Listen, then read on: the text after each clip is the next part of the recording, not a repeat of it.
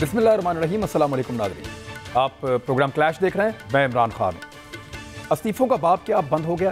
क्योंकि इमरान खान साहब को इस्तीफ़ा देना था 31 जनवरी तक, उन्होंने इस्तीफ़ा नहीं दिया और इस मामले को लेकर पाकिस्तान तहरीक इंसाफ ने काफ़ी ट्रोलिंग की है सोशल मीडिया के ऊपर, और साथ आगे कह लगाए हुए थे कि इमरान खान का इस्तीफ़ा और साथ हा। यानी उनको लगता है कि ये बिल्कुल एक ऐसी डिमांड थी जो पूरी नहीं होनी थी। ये बात तो अपोजिशन को भी आइडिया था कि इस्तीफ़ा दिया नहीं जाता, पाकिस्तान में लेना पड़ता है और हालात ऐसे पैदा करने पड़ते हैं। वो हालात तो वैसे पैदा नहीं हुए। अब जो अपोजिशन है उसका नया लाएमल अब सिर्फ पार्लियामान में जंग होगी, और क्या पीडीएम का जो जारहाना रवैया है वो रफ्ता रफ्ता मफाहमत की तरफ या रेगुलर सियासत की तरफ बढ़ रहा है? ये बड़े सवालात हैं जिनके ऊपर हम बात करेंगे। और क्या वाकई जो वज़ीर-ए-आज़म पाकिस्तान कह रहे हैं महंगाई कम हो रही है, क्या वाकई महंगाई कम हो रही है? यानी आम आदमी से आप पूछें, वैसे तो आम आदमी से हम जब भी पूछते हैं, किसी की भी हुकूमत में पूछते हैं, परवेज़ मुशर्रफ के दौर में, पीपल्स पार्टी के दौर में, पीएमएलएन के दौर में, पीटीआई के दौर में, वो क्योंकि आम आदमी की आमदन पाकिस्तान में कम है, लोग उतने खुशहाल नहीं हैं, लिहाजा लोगों का जवाब ये होता है कि हम खुश नहीं हैं, यहाँ महंगाई बहुत ज़्यादा है और बढ़ती चली जा रही है। लेकिन अब इस हुकूमत ने यह कहा और दावा किया कि महंगाई कम हुई है, खासतौर पर जो फूड बास्केट है उसकी महंगाई कम हुई, लेकिन दूसरी जानिब पेट्रोल की कीमतें, बिजली की कीमतें, गैस की कीमतें वो कम नहीं हुई, और उनकी वजह से एक दबाव है आम आदमी के ऊपर। सेनेट इंतखाबात पे भी आज के प्रोग्राम में बात करेंगे और लॉन्ग मार्च पे भी बात करेंगे। मेरे साथ जो मेहमान मौजूद हैं, पहले आपको ताकि फिर हम बातचीत को शुरू करें। सरताज गुल वजीर साहब हमारे साथ, खातून रुकन कौमी असम्बली और इमरान खान साहब की कैबिनेट का हिस्सा है। बहुत शुक्रिया, पाकिस्तान तहरीक इंसाफ से आपने ज्वाइन किया। हमारे साथ हैं जी सैयद निहाल हाशमी साहब, और पीएमएलएन से आपका ताल्लुक़ है और साबिक सेनेटर हैं और बड़ी शानदार रहनुमा, उनके बहुत शुक्रिया सर आपका भी ज्वाइन करने के लिए। हमारे साथ जी तालपुर साहब मौजूद हैं, नवाब तैमूर तालपुर साहब मौजूद हैं, और नवाब साहब बहुत शुक्रिया आपका ज्वाइन करने के लिए। पीपल्स पार्टी की नुमाइंदगी आज आप इस प्रोग्राम में कर रहे हैं, बड़ी मेहरबानी। मैं सबसे पहले आपके पास आ जाऊँगा। निहाल भाई, ये बताएं कि ये इस्तीफ़ों वाला जो बाब है, अब उसको हम बंद समझें? अब फील ये आ रही है कि प्राइम मिनिस्टर का इस्तीफ़ा भी नहीं हुआ, अपोजिशन के इस्तीफ़ों की भी ज़रूरत नहीं है, अब प्रैक्टिकली वो सियासत होगी जो पार्लियामान के अंदर होगी और यहाँ पे मामलात आगे बढ़ेंगे। क्योंकि देखिए, जब 2 साल 2.5 साल किसी हुकूमत को हो जाते हैं तो फिर उनका वो पीरियड ख़त्म हो जाता है जिसमें वो ऊपर जा रहे होते हैं। अब हर दिन के साथ हुकूमत का टाइम ख़त्म हो रहा है, शायद अगले इलेक्शन की तैयारी आपको करनी पड़े, या अभी भी आपको लगता है कि हुकूमत को गिराना है, इमरान खान को हटाना है? बिस्मिल्लाहिर्रहमानिर्रहीम। इमरान, हर रोज़ लोग ये चाहते हैं कि अगले घंटे में इमरान खान की हुकूमत ना हो। आपने कहा, खान साहब ने कहा है कि महंगाई कम हो रही है, तो भाई कल ही महंगाई का एक बहुत बड़ा टीका लगा जब 2 रुपये 70 पैसे 3 रुपये पूरा 70 पैसे, अब तो वो पैसों का चलन ही नहीं है।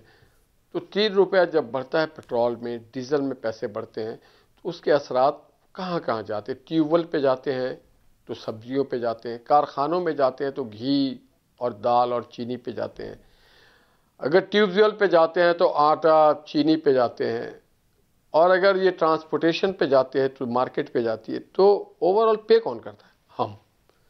हम जो पाकिस्तान के अवाम है, आम लोग हैं, वो पे करते हैं। इसी तरह से बिजली का उन्होंने टीका लगा दिया 2 रुपये का, महीने में 200 रुपये उनको मिल रहा है, 200 अरब मिल रहा है इस 2 रुपये के टीके में पर यूनिट के। तो बात सारी ये है कि महंगाई तो अपने उरूज पे जा रही है। और आपने जो बात की कि इस्तीफ़ा की बात और दीगर बात, हमने ये समझा था कि खान साहब अपने कौल और फेल के पक्के और सच्चे हैं। अगर उन्होंने कहा था कि लोग आके कह दें महंगाई हो जाए, बेरोजगारी हो जाए, तो समझना वज़ीर आज़म चोर है, और मेरे खिलाफ अगर 5000 लोग भी निकल आए तो मैं इस्तीफ़ा दे दूंगा। तो हमने उनको एक मौका दिया था कि आप इस्तीफ़ा दें, इज्जत से अपनी जान छुड़ाएं, मगर हमें लगा कि नहीं, ना ये कौल के सच्चे हैं, ना काम के पक्के हैं, किसी काम के नहीं हैं, ये बड़े कमज़ोर लोग हैं, करप्ट, इंतहा के करप्ट लोग हैं और इंतहा के बुज़दिल लोग हैं। क्यों कि जो लोग माजी की हुकूमत में थे आज वही तो बैठे हैं इनके साथ। और करप्शन में देखिए, मैं नहीं कह रहा हूँ, इनकी अपनी कमेटी ने ये तहकीकात की तो कहा दवाई में कियानी साहब की करप्शन है। इनकी अपनी कमेटी ने जब तहकीकात की तो पता चला जी नदीम साहब का भी यहाँ जिक्र आता है, पेट्रोलियम में जिक्र आता है, कैबिनेट मिनिस्टर का चीनी में जिक्र आता है, कैबिनेट मिनिस्टर का एलएनजी में जिक्र आता है, कैबिनेट मिनिस्टर का आटे में। अब क्या बच गया जनाब? सारे भानमती के करप्ट कुंबे को आपने अपने साथ जोड़ लिया और फिर हम ये कहते हैं कि 1 करोड़ नौकरी ना सही भाई, नौकरी एक भी ना देते, निकालते तो ना। आपने लोगों को निकालना शुरू कर दिया, स्टील मिल बंद कर दिया, पीआईए को आपने बंद करने की पूरी कोशिश की, सिविल एविएशन को आपने तबाह करने की पूरी कोशिश। देना इस्तीफा चाहिए था वजीर साहब को, जिन्होंने यह कहा था कि हमारे पायलटों के पास जाली है, पकड़ लिया बेचारे छोटे अफसरान को, सिविल एविएशन के और पायलटों को।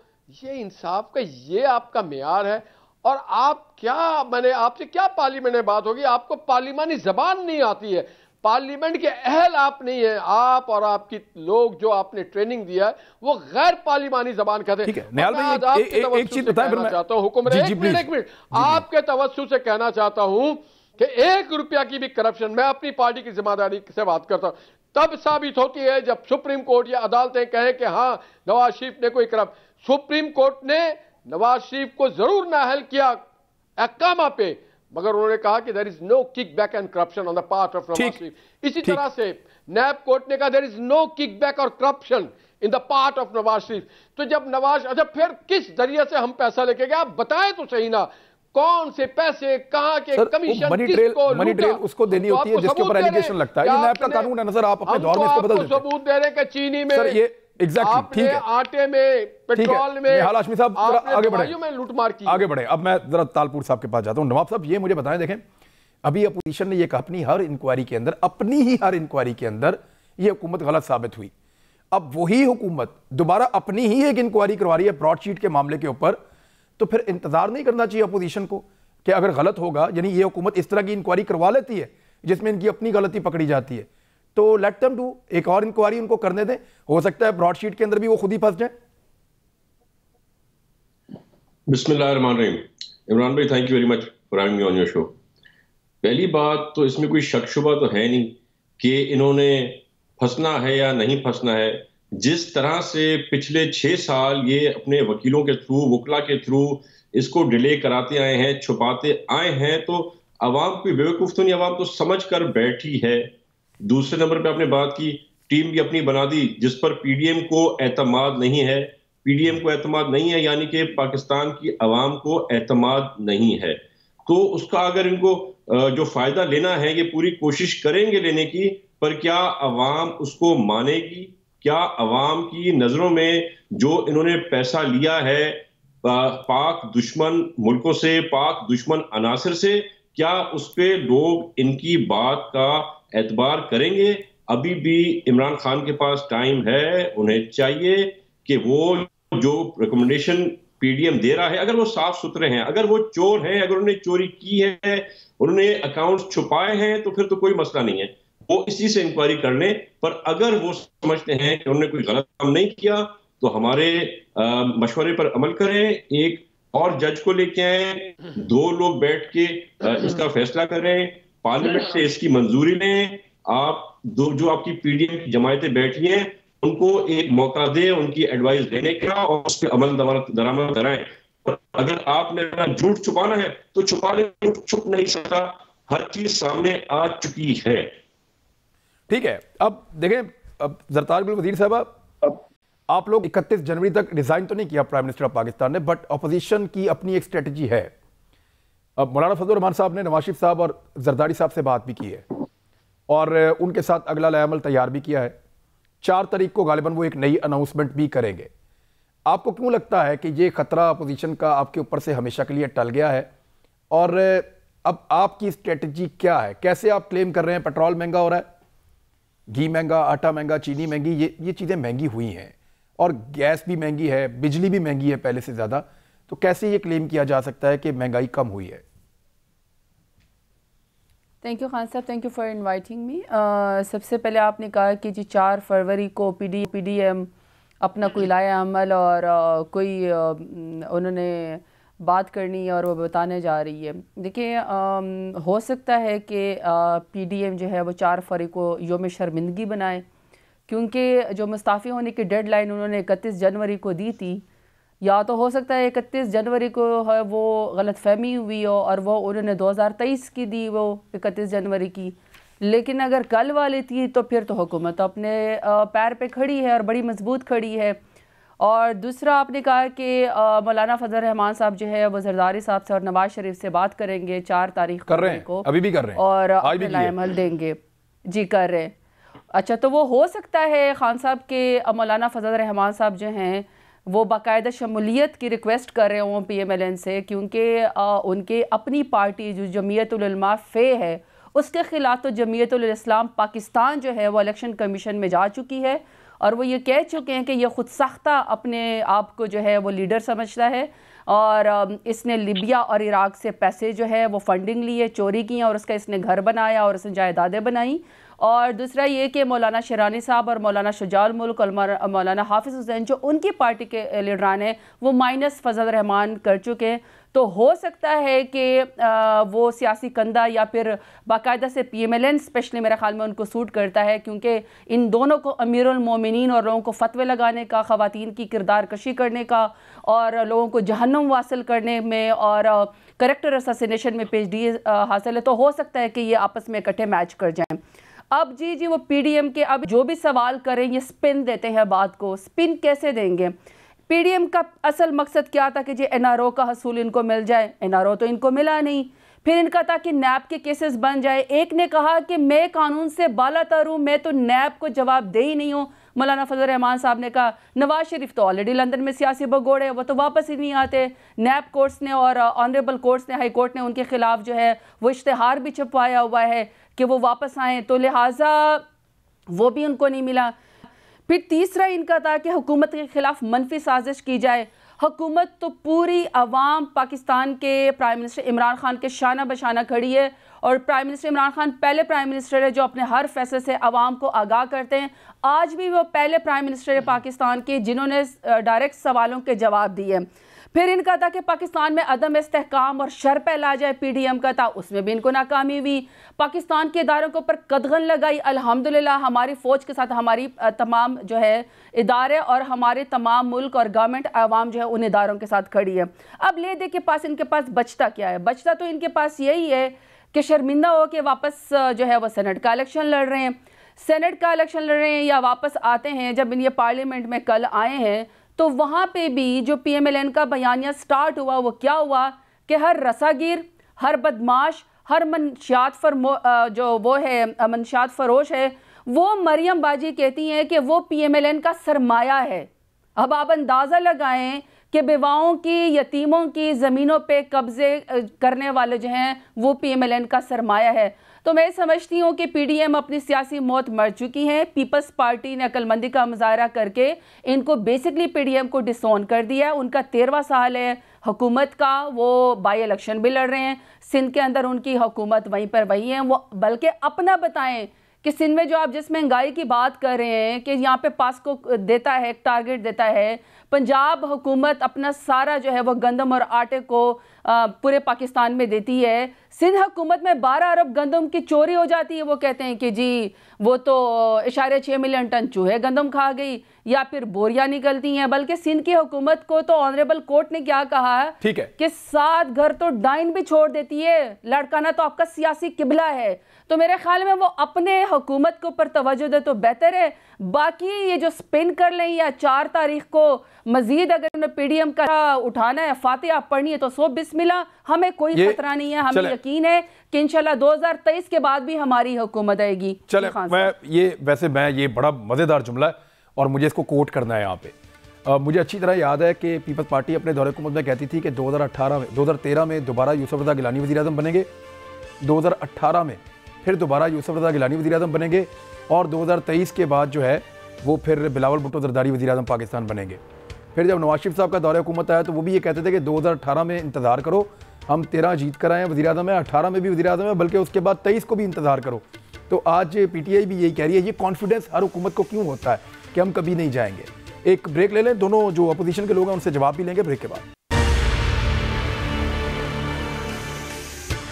Welcome back Nadreen. अब मैं ज़रा निहाल भाई मुझे आप बताएं कि प्लान क्या है? अब अगर आप लोग लॉन्ग मार्च में जाते हैं तो फिर आपको आगे सेनेट का इलेक्शन है और उसके लिए बड़ी तैयारी चाहिए, आपको बहुत बड़ी कैंपेन चलानी पड़ेगी। आप अपोजिशन हैं, पहले भी सेनेट में आपके साथ एक हाथ हो चुका है कि आपके अपने लोगों ने वोट किसी और तरफ डाल दिए थे। तो यहाँ तो बहुत सारे MPs हैं, MPAs हैं जिनको सबको आप लोगों को कंट्रोल करना है और उनके साथ मिलकर एक इलेक्शन लड़ना है। दूसरी जानिब दोनों तरफ के लोग दावे कर रहे हैं कि उनके लोग हमसे राब्ते में हैं। आप लोग भी ये दावा कर रहे हैं, हुकूमत भी ये दावा कर रही है कि इनके लोग हमारे साथ राब्ते में। हुकूमत कहती है अपोजिशन के, अपोजिशन कहती है हुकूमत के। मैं ये जानना चाहता हूं कि लॉन्ग मार्च को इस सेनेट इंतखाबात के साथ कैसे मैनेज करेंगे? क्या मुमकिन है कि आप सेनेट का इंतखाब होने के बाद लॉन्ग मार्च करें या उससे पहले आपको करना होगा? इमरान भाई, सबसे पहले तो मैं ये बताऊं, आपने जो अभी कहा था ना कि पीपल्स पार्टी ने कहा 2008 के बाद 13, 13 के बाद 18 और 23, तो वो तो मेरा छोटा भाई नवाब जो है ये इस पे बहुत अच्छी बात बता सकेगा। मगर मैं अपनी बात बता सकता हूं कि अगर 2018 में इलेक्शन चोरी ना होता, 2018 में इलेक्शन में धांधली ना होती, सिलेक्टर को ना लाया गया होता, तो यकीनन 2018 का और फिर जाली पनामा पे, जाली एकामा में एक साजिश के तहत नवाज शरीफ साहब को ना निकाला गया होता, तो आज नवाज शरीफ साहब ही वजीर आजम पाकिस्तान होते। क्योंकि उनके दौर में पेट्रोल जो था वो 55 का था, रोटी आटा जो है वो 50 की थी, चीनी 55 की थी, डॉलर 100 पे था, बिजली 8 पे था। पेट्रोल 55 का कभी भी नहीं था। पेट्रोल 55 पूरे 5 साल में एक दिन भी पेट्रोल 55 का नहीं था। आप रिकॉर्ड चेक करा लेना सर। भाई मैं अभी निकाल लेता हूं, आप बात जारी है कि मैं रिकॉर्ड निकाल लेता हूं। रोटी कितने का था, अंडा कितने का था, अंडा कितने का था, और मुर्गी कितनी की एक थी, दफा 63 के आसपास आया था। क्या हाल था। एक मिनट सर, सुन तो लेना मुझे, मैं इंटरप्ट मत करें सर। और रास्ते में $60 बिलियन सीपैक के नाम से था।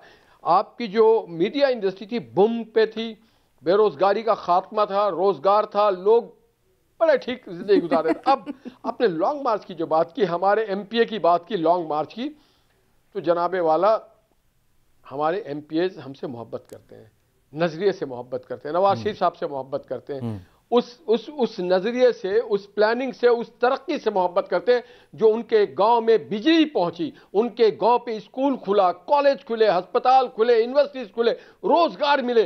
तो वो हमारे साथ तो उनकी एक रूहानी और नजरियाती वाबस्ती। ये जो है इनके जो एमपी है, जब ये अपने गली मोहल्ले में जाते हैं तो लोग कहते हो तुम्हारी ऐसी की तैसी, तुमने हमारे बच्चे बेरोजगार कर दिए, तुमने दवाई महंगी कर दी, हमारे वालिदैन बुजुर्ग मरने पे आ गए, तुमने हमारे घर के चूल्हे ठंडे कर दिए, तुमने बिजली महंगी कर दी, तुमने हमें गाड़ियां बिचवा दी, तुमने पेट्रोल महंगा कर दिया, तुमने डॉलर महंगा कर दिया, तुम्हारा कख न रहे, तुमने इस मुल्क में सारे लोटे जो करप्ट थे वो कैबिनेट में ले जाके बैठा दिए। तो इनको खतरा है, हमें तो नहीं है खतरा। हमें तो खतरा होगा नहीं। हमने तो आवाम के साथ इस मुल्क को सनतें दी, आवाम के खुशहाली के लिए हमने तमाम सोहबतें बर्दाश्त की, आपकी तनकीद बर्दाश्त की, मीडिया को परवान दिया।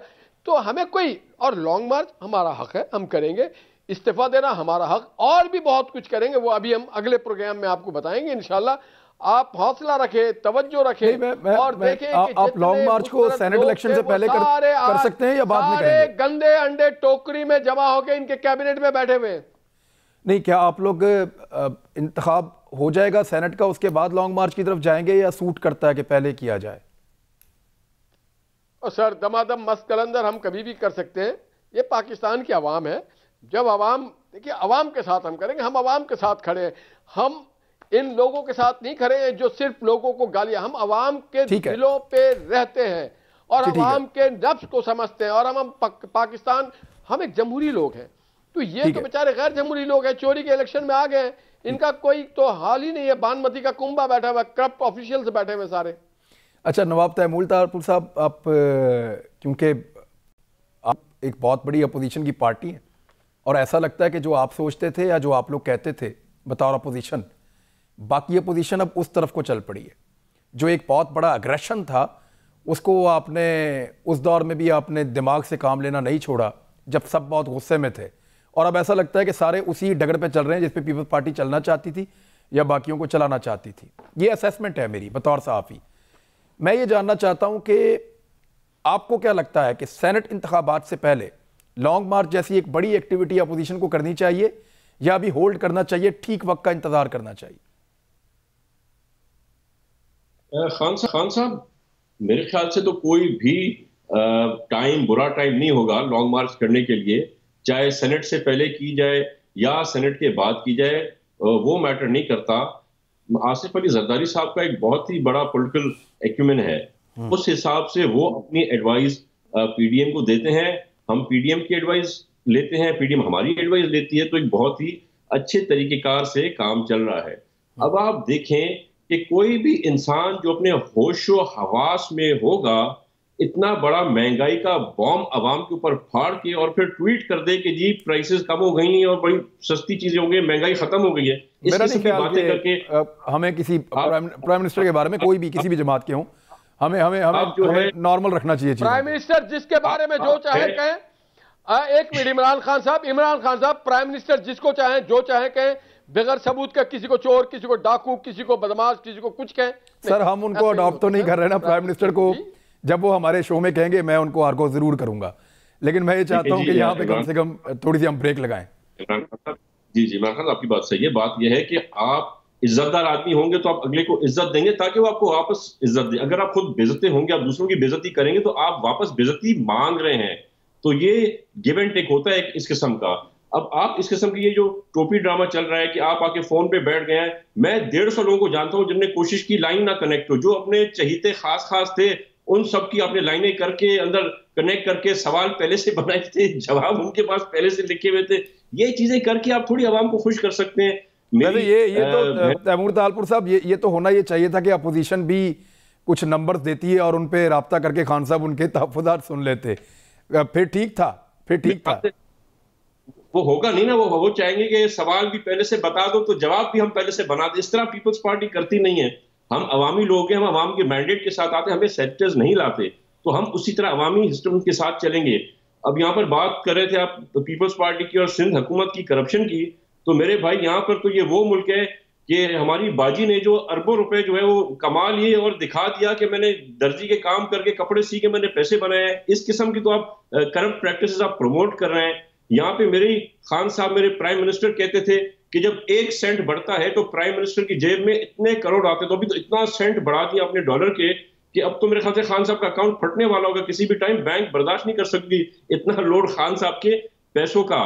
आप ही कहते थे ना एमनेस्टी में नहीं लूंगा, एमनेस्टी चोर देता है और डाकू लेता है, तो एमनेस्टी किसने ली और किसको दिलाई? तो ये सब चीजें अवाम के सामने है। आजकल दौर आपकी मीडिया का दौर है, चीजें छुप नहीं सकती हैं। खान साहब ट्रांसपेरेंसी इंटरनेशनल को क्या कोई क्वेश्चन कर सकता है? आप मेरी बात को क्वेश्चन कर सकते हैं, आप हाशमी साहब मेरे बड़े भाई बात को क्वेश्चन कर सकते हैं, आप ट्रांसपेरेंसी इंटरनेशनल को क्वेश्चन नहीं कर सकते। पूरी दुनिया उस पर एतमाद करती है। पहले इन्होंने ये, इस पर तो कोई शक शुबा नहीं, नून लीग के टाइम पर 117वें नंबर पर मोस्ट करप्ट नेशन था पाकिस्तान का, उसको पहले साल में 120 नंबर पे ले गए, आज 124वें नंबर पे ले गए। और अगर खान साहब 100 साल और सरवाइव कर गया तो 180 में से 180 में मोस्ट करप्ट नेशन पाकिस्तान खुद खान साहब करार दिलाएंगे। एक तो ये करप्ट है, ऊपर से ये नाअहल है। तो जब करप्ट और नाअहल मिल जाए एक साथ, इतना बड़ा डाकुओं का गैंग आ जाए, तो मुल्क का क्या होना है? आप देखिए तो सही खसारा कहाँ पहुंच गया है। ठीक है, जब उन्होंने मुल्क किया 24 ट्रिलियन का खसारा था, 24 ट्रिलियन का खसारा था इस मुल्क पर 70 साल की करप्शन के अंदर। इन्होंने 2.5 साल में उसको 37 ट्रिलियन पर ले आए, डबल कर दिया है। करप्ट हम या करप्ट वो? तो ये सब चीजें अवाम देख रही है, सुन रही है। आपकी अगली अगर आप लोगों की गवर्नेंस के अंदर इश्यूज ना होते और आप डिलीवर कर रहे और आम आदमी तक उसके असरात पहुंच रहे होते, तो शायद इस किस्म की आवाजें जो आपको अपोजिशन, जिस अपोजिशन के ऊपर आप रोजाना यलगार करते थे, जिस अपोजिशन से आप लोग सवाल पूछा करते थे, अब वो भी सवाल पूछ रहे हैं और जवाब मांग रहे हैं। सिर्फ गवर्नेंस के वो इश्यूज हैं जो हैंडल नहीं हुए।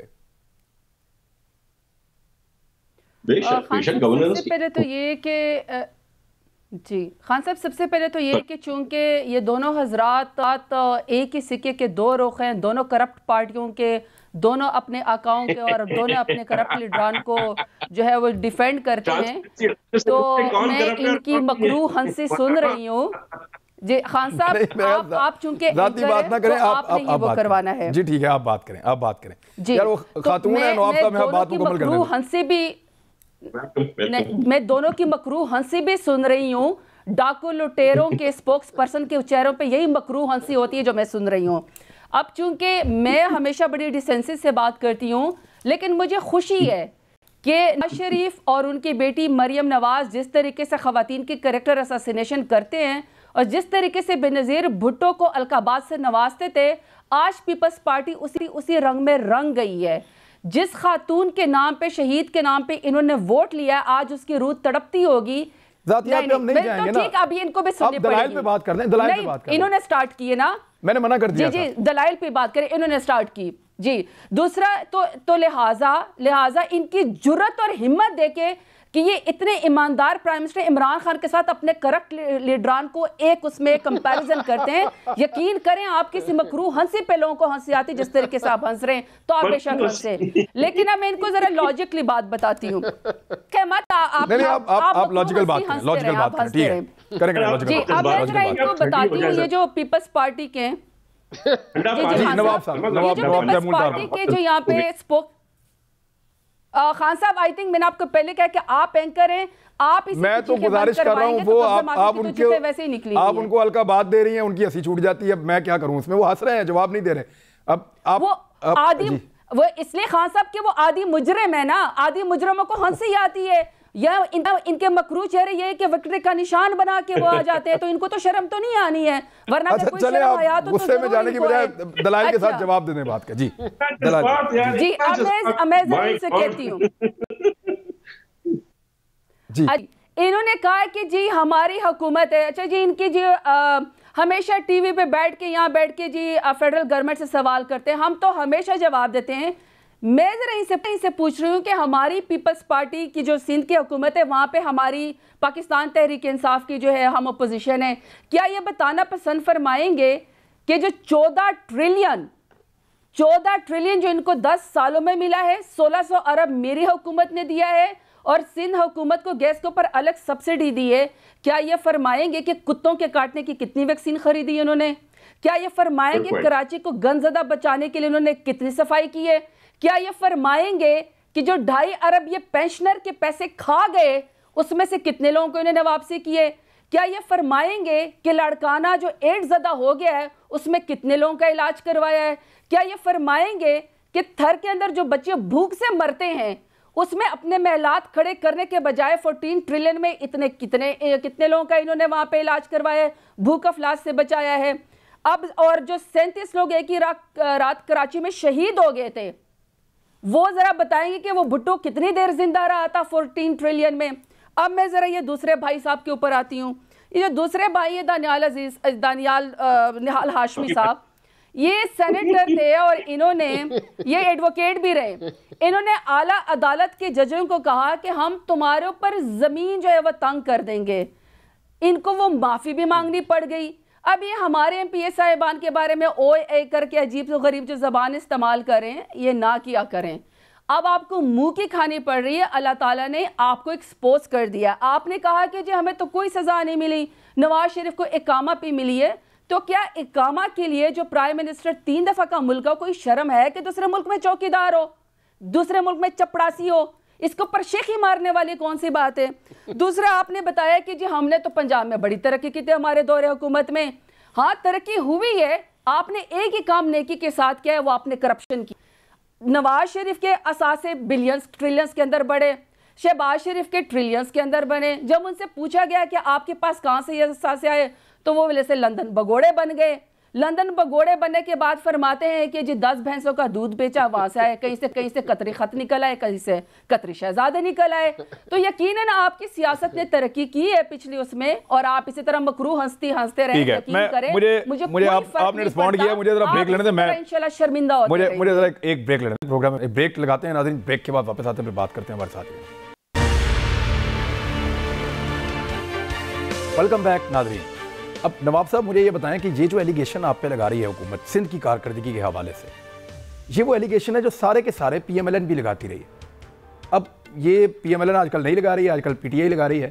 इन एलिगेशन में कुछ तो ऐसा है जो ठीक है, जिस वजह से ये आप पे लगते हैं? एक तो होती है तनकीद बराए तनकीद, जो पीटीआई वालों को करने का शौक है। सबसे बड़ा मसला ये है कि ये सियासी लोग नहीं है, ये गैर सियासी लोग हैं। इनमें बर्दाश्त का मादा नहीं है, ये सच सुनने की ताकत नहीं रखते, ये जज्बाती हो जाते हैं, ये लीडरान पे उल्टे सीधे अटैक करते हैं इन वजूहात से। आप जरा, मैं आपको इनवाइट करता हूं, आप कराची आए, आप कराची के रोड और रास्ते चल के देखें, आप कराची की ओवरहेड ब्रिजेस, अंडरपासेस देखें आके, आप कराची के अस्पताल विजिट करें। मुझे छोड़ मत सुनाएं। मुझे तो चले आप मुस्कुराई तो सही इतनी देर के बाद। मैं तो परेशान हो गया था कि आप इतने गुस्से में कि हार्ट बीट आगे पीछे ना हो जाए। मैं तो पानी भी ठंडा हंसी के आपके बाद, चलो मुझे हंसना तो आ गया ना आपकी लतीफों के ऊपर, कारकर्दगी के ऊपर, सिंध की हुकूमत की कारकर्दगी के ऊपर। भारत कराची की तरक्की, आप सर मैं याद दिलाऊं सर, आप कराची की तरक्की बता रहे थे कि बड़ी शानदार हुई है जी। और उसके साथ साथ इनके अपने पार्लियामेंट्री लीडर, इनके अपने एमएनए आए थे गंबट इंस्टीट्यूट और कुछ अस्पताल विजिट किए थे उन लोगों ने। मेरे पास वो वीडियो पड़ी है, कहेंगे दिखा दूंगा। गुल साहिबा को उन लोगों ने कहा कि जो कराची में और जो सिंध में अस्पताल काम कर रहे हैं वो आउटक्लास है। तो इनके अपने एमएनए की ये ज़बानी बात है, मुझे तो बताने की बात ही नहीं है। इन्होंने जिक्र किया डॉग बाइट्स का, तो मोहतरमा को ये पता नहीं कि डॉग बाइट्स जो है वफाकी हुकूमत बनाती है। सिंध हुकूमत के पास परमिट आपने नहीं दिया बनाने का, वफाक हमें डॉग बाइट्स नहीं देती। काटने का इलाज कर रहे हैं, ठीक कह रहे हैं आप, हम कर रहे हैं कुत्ते के काटने का इलाज, हमें करना चाहिए, फेडरल गवर्नमेंट को करना चाहिए। आप लोग इख्तियार वो वफाक के पास है, वो कह रहे हैं। आप लोग तो कुत्तों को लैंड क्रूजर में घुमाते हैं, 4-4 करोड़ की गाड़ियों में, गवर्नर हाउस की गाड़ी में कुत्ते घूमते हैं और कुत्तों के पीछे 7-7 गनमैन प्रोटोकॉल में होते हैं। तो ये तो आप लोगों का हाल है। कराची में आपके गवर्नर की प्रोटोकॉल देखिए, कुत्तों को गाड़ियां। जरदारी साहब के अरबी घोड़े जो मुरब्बे खाते थे, उसका क्या बना? ना तो घोड़ों को मुरब्बे खाने चाहिए और ना कुत्तों को लैंड क्रूजरों में घूमना चाहिए।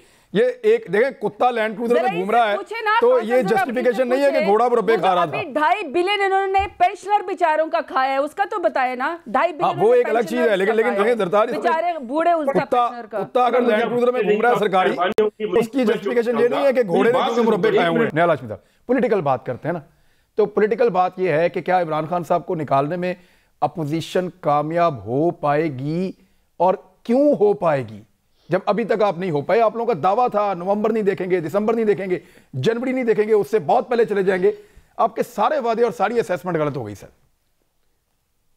इंशाअल्लाह पाकिस्तान के मजदूर, किसान, तलबा, पाकिस्तान के दुकानदार, ताजिर, मीडिया मैन, ये सारे मिलके, हम तो उनकी आवाज़ हैं, हम उनके साथ चलेंगे और इनको निकालेंगे। उसकी वजह क्या? ना ये ईमानदार हैं, ना ये अच्छे हैं, ना सच्चे हैं। इन्होंने जाली डॉक्यूमेंट से बनी गाला के मकान को रेगुलराइज किया। मुझे खुद शर्म आ रहा है। लोग पूछेंगे जब आप बाहर जाएंगे कि आपका ऐसा वजीर आजम, निहाल भाई कहेंगे सिलेक्टेड है, निहाल भाई उन्होंने सिलेक्टेड हो, इलेक्टेड हो, गलत किया। अगर जिस वजीर आजम का अपना घर जाली, वो दूसरों को घर को कैसे तोड़ रहा है, लोगों के घर तोड़े जा रहे हैं, खत्म हो गया, मजदूर की बस्तियां। मेरे पास वक्त खत्म हो गया अनफॉर्चुनेटली। और जनी आप लोगों को एक दूसरे के ऊपर शर्म आती है, हमें तो बहुत बड़े पैमाने पे शर्म आती है जब किसी का भी घर गलत निकलता है और उस तरह के मनाजिर हम देखते हैं बाद में कि टूट रहे हैं और ऑपरेशन हो रहे हैं। कम से कम पॉलिटिकल लोगों का ये नहीं होना चाहिए, वो रोल मॉडल उनको बनना चाहिए। अब तक के लिए इतनी, अपना ख्याल रखिएगा, कल मुलाकात होती है। अल्लाह हाफ़िज़।